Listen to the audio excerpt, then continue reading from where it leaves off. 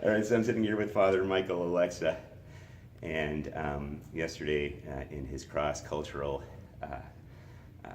class, cross-cultural communications class here at UAS, he brought up the UPIC concept of Bukook and the necessity to not waste meat when you harvest an animal. That's right.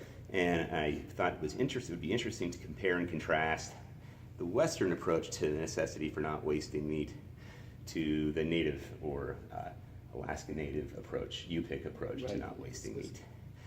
So I was wondering if you could tell us a little bit about what Bukook is and why that's important. Yeah, it's one of the, I would say, 6 ways in which Alaska Native people believe you have to behave toward the animals being the animals are understood as in many ways superior to humans, hearing, seeing, smelling, and knowing things that humans don't know. Therefore, humans are on probation. The animals have to offer themselves to human beings who know how to be grateful, humble, and respectful. That includes how you talk about the animal, how you hunt and kill the animal, how you skin and use the hide of the animal, how you cook and eat the meat of the animal, and what you do with what's left over.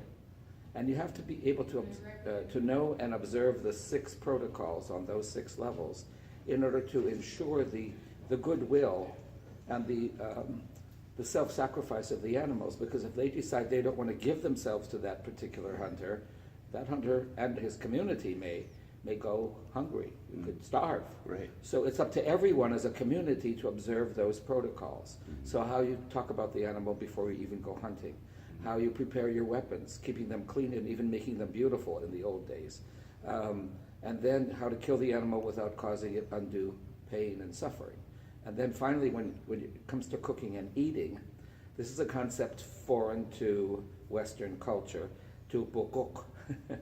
To Bukook means to assiduously and carefully remove the meat from the bones of an animal so that none of it, not even the tiniest speck of it, will be wasted, as a sign of gratitude and respect for the sacrifice the animal has made in dying to keep you alive. And then finally to take those bones back to where they came from and deposit them in the forest, if that's where you killed the animal, or into the water, if that's where you killed the animal, invoking a kind of, please come back, as a final prayer and gesture of. Now, if you throw the bones back with the meat still on it, you're broadcasting, as it were, to that entire species that we killed your relative, but it wasn't that important to us, and we can just waste it. And that entire species will then withhold itself from you, your family, and possibly your entire community. So if you waste the meat of a moose, or even a muskrat, and throw the bones back without bukooking, without assiduously removing every speck of meat, that animal may withhold itself and cause a famine in your community. Yeah. So you are personally responsible for the collective economy or food security of the entire village. Right. Very interesting. And then in the West, of course, if you haven't had that kind of cultural,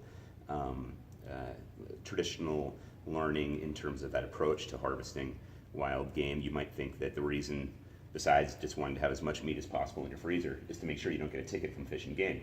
Right, but then if you get caught, it'd be your individual offense. Right, it would be your individual offense.